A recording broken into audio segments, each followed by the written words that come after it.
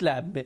Ma'am चांदी पर भी व्यू ले लेते हैं आपसे, कैसे देख रहे हैं चांदी को? यहां से कौन से लेवल्स दिखाई दे रहे हैं? $57-58 के करीब चांदी नजर आ रही है। यहां से $55 पहले आएगा या $60? आपकी राय क्या है? बड़ा मुश्किल सवाल पूछा है आपने ब्रिज जी मेरे से। मुझे लग रहा है कि 60 आना चाहिए यहाँ पे। एक स्टेटमेंट पॉजिटिव आएगी तो ये दोनों ही कमोडिटी चलने के लिए तैयार है। इन्होंने दिखाया है कि तैयारी है।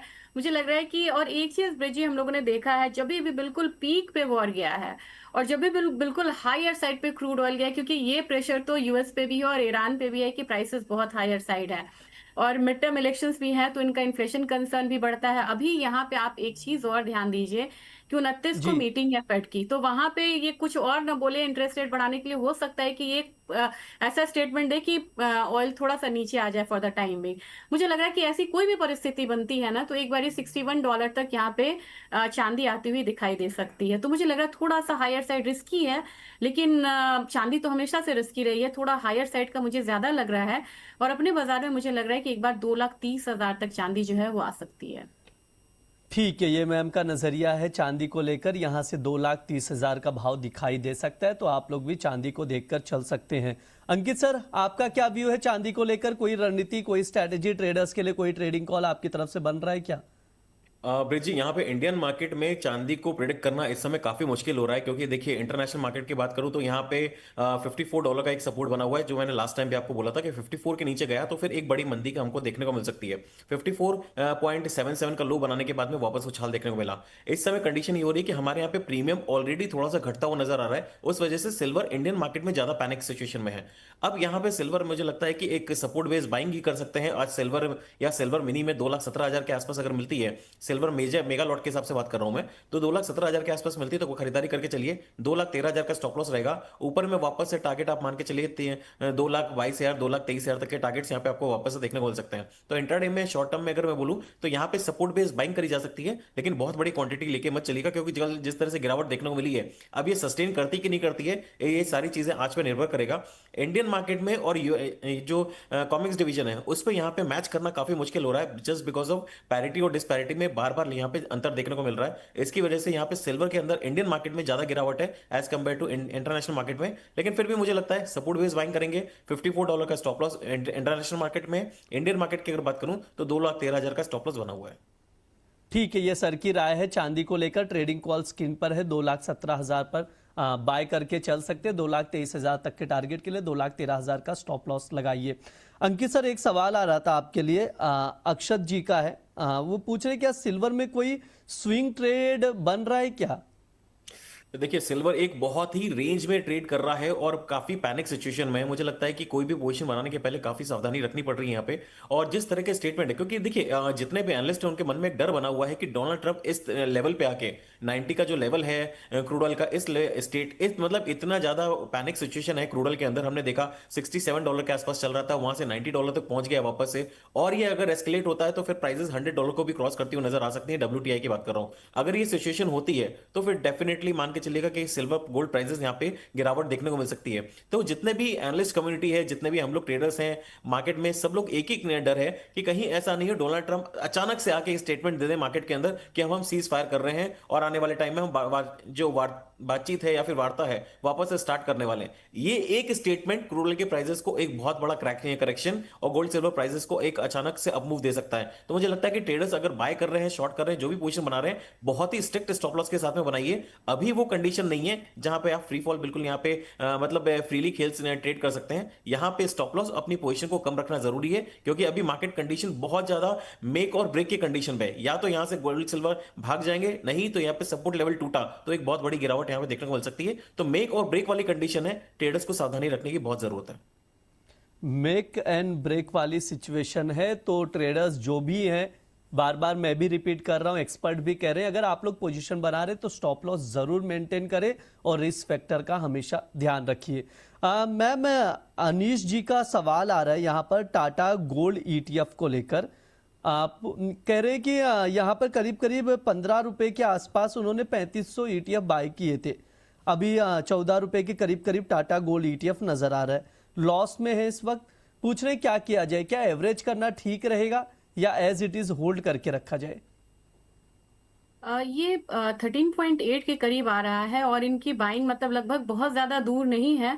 मुझे लग रहा है ब्रिज जी इन्हें होल्ड करना चाहिए। मुझे अगस्त महीने तक लग रहा है कि ये लेवल्स जो हैं वो आते हुए दिखाई दे सकते हैं और उनको एक बारी मैं एक लेवल सजेस्ट करना चाह रही हूँ। मुझे लग रहा है कि 14.54 तो आपको मतलब कि 10-15 दिन के अंदर में मिलना चाहिए। हालांकि टाइमलाइन देना बहुत मुश्किल हो गया है, लेकिन अगस्त से सितंबर तक अगर आप इसे होल्ड कर रहे हैं तो मुझे लग रहा है कि प्राइसेस एक बार 16 के करीब जाना चाहिए। तो अभी रिवर्सल्स जो है वो आता हुआ दिखाई दे सकता है, 200 डीएमए के करीब है। उससे ऊपर की क्लोजिंग होती है, अगर ये आप मान लीजिए कि मतलब कि 14 से ऊपर की क्लोजिंग हो गई तो मुझे लग रहा है कि एक धीरे धीरे एक रैली की शुरुआत हो सकती है। तो होल्ड करके उनको चलना चाहिए।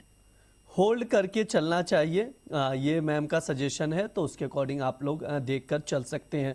अंकित सर, फॉरेक्स मनी करके एक यूजर आईडी है, उनका सवाल है कि गोल्ड जो है $4040 से बाय करके रखा है, अभी $4037 के करीब का भाव चल रहा है, मतलब यही मौजूदा भाव पर ही उनकी बाइंग है। समझना चाह रहे हैं क्या कुछ किया जा सकता है, एज इट इज बने रहे, स्टॉप लॉस क्या मेंटेन करें? देखिए, इसमें 3980 का स्टॉप लॉस मेंटेन करके चलिए और आपकी पोजीशन जो भी बनी हुई है, मुझे लगता है कि क्वांटिटी को काफी कम रखिएगा। इस समय काफी टेंस वाली सिचुएशन है, चला तो चांद तक वरना रात तक वाली स्थिति है।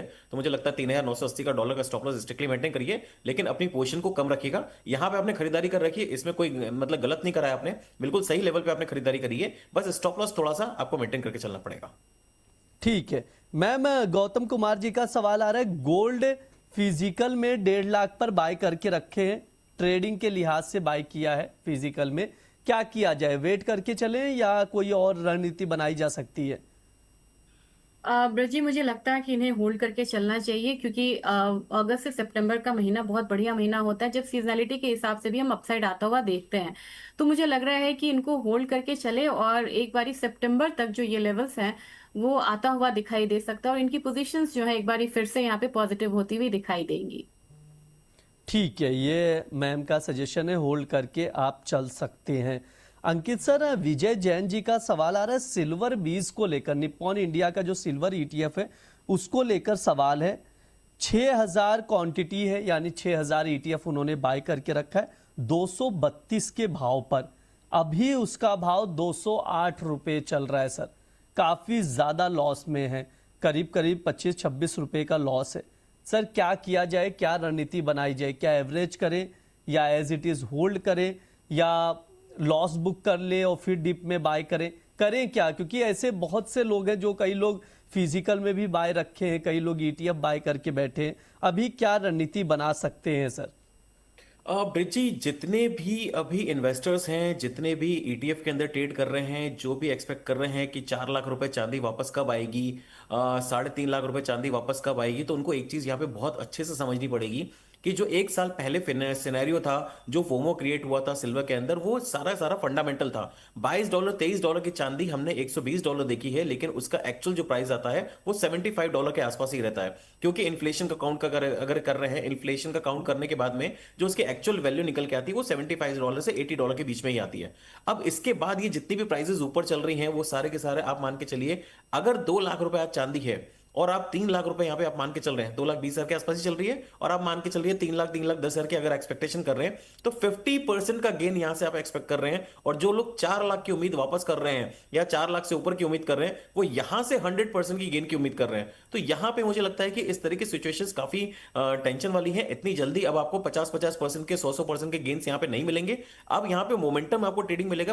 अगर कोई बड़ी गिरावट आती है तो 15-20% ऊपर आ गया, बहुत बड़ी बात होगी। 2,40,000 2,50,000 आ गया, बहुत बड़ी बात है, वापस आपको गिरावट देखने को मिलेगी।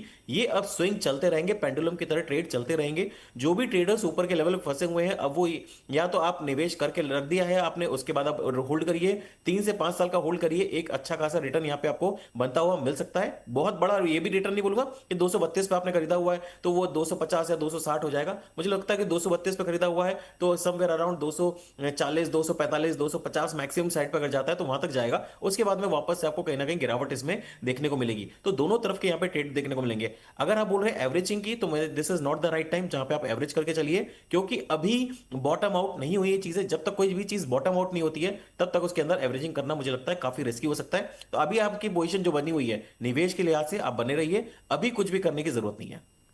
अभी कुछ भी करने की जरूरत नहीं है, आप बने रह सकते हैं अपने पोजीशन में।